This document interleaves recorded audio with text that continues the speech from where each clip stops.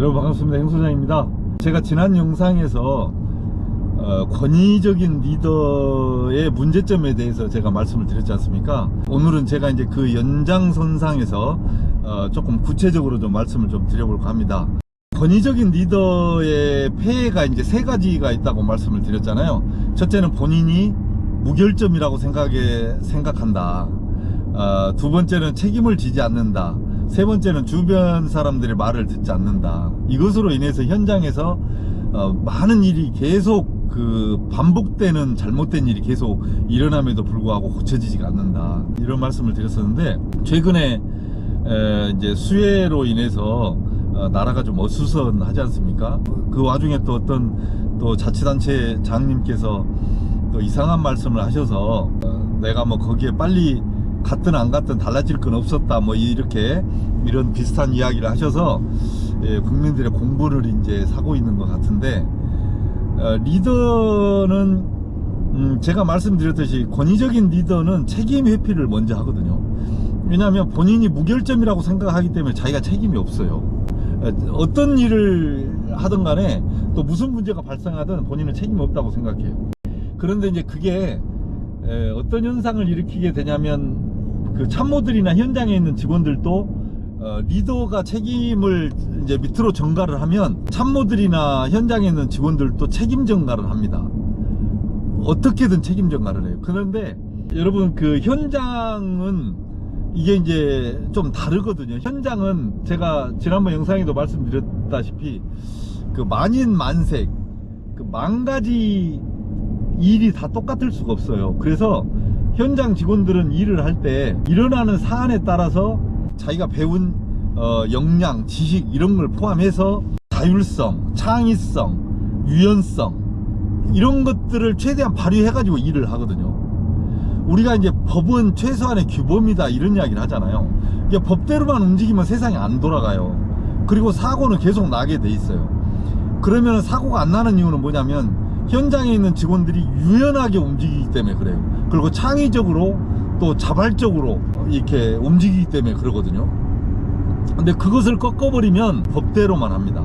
창의성이나 자발성이나 유연성을 전혀 발휘하지 않습니다. 왜냐하면 나중에 문제가 될 수 있거든. 잘못하면 자기가 법대로 안 한 것에 대해서 책임을 뒤집어 써야 되니까 심각한 거예요. 그래서 리더가 여러분들이 자율성, 창의성, 유연성을 발휘를 해서 고객을 위해서 최선을 다해서 정말 열심히 좀 해줘봐. 또는 고객 입장에서 생각을 해서 일을 좀 해줘봐. 책임은 내가 질게. 이렇게만 하면 현장에 있는 직원들은 자발적으로, 창의적으로 움직여요.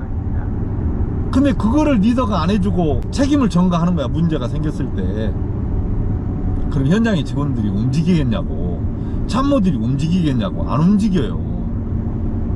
아니, 그거는 현장에 있는 직원들이 당신보다 바보여서, 똑똑하지 않아서, 멍청해서 그러는 게 아니에요. 당신보다 훨씬 현장에 있는 직원들이 똑똑하고 현장도 잘 알고 자발적이고 창의적이고 해요. 왜냐하면 현장을 직접 보고 있으니까, 리더보다는. 그런데 리더는 본인이 더 창의적이고 완전 무결하고 자기는 모든 것을 다 아는 사람처럼 생각을 한단 말이에요. 그런데 절대 그렇게 생각하시면 안 돼요.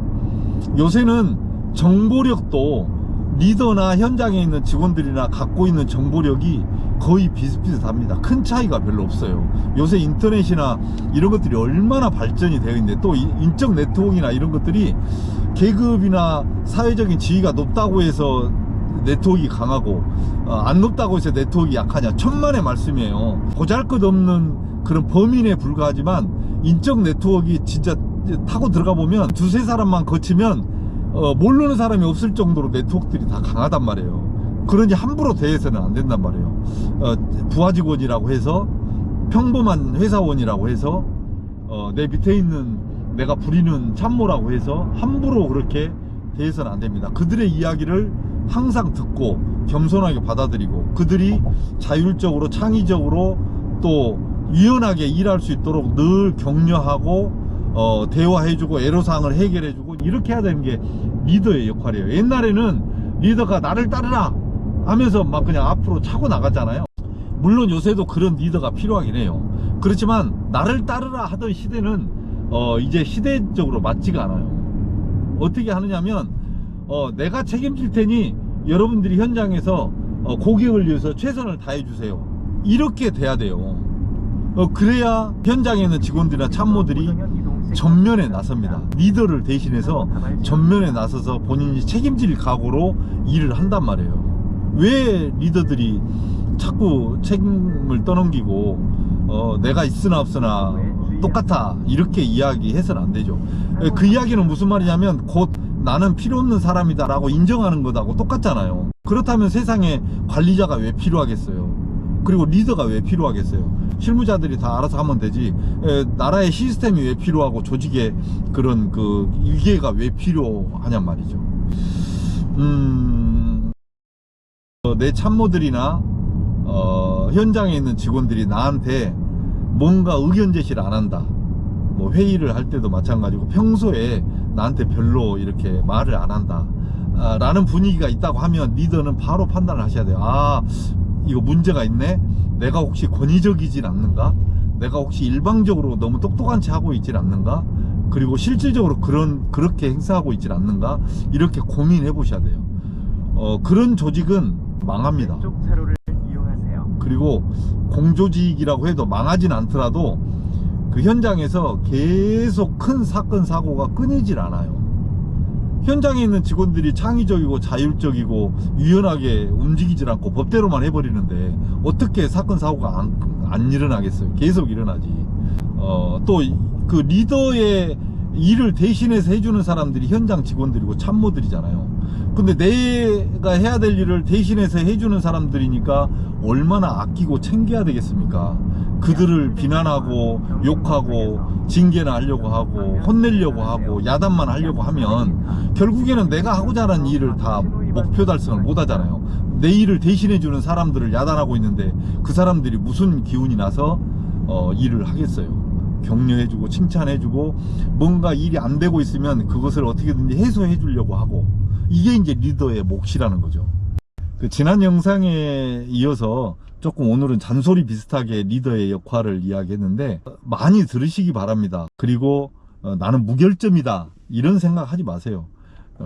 흠이 많고 여러분들보다 훨씬 똑똑한 사람들이 참모들이고 현장 직원들이다라는 걸 명심하셔야 됩니다. 그리고 책임은 여러분이 결론적으로 다 지셔야 된다라고 생각하는 자세로 일을 하셔야 돼요.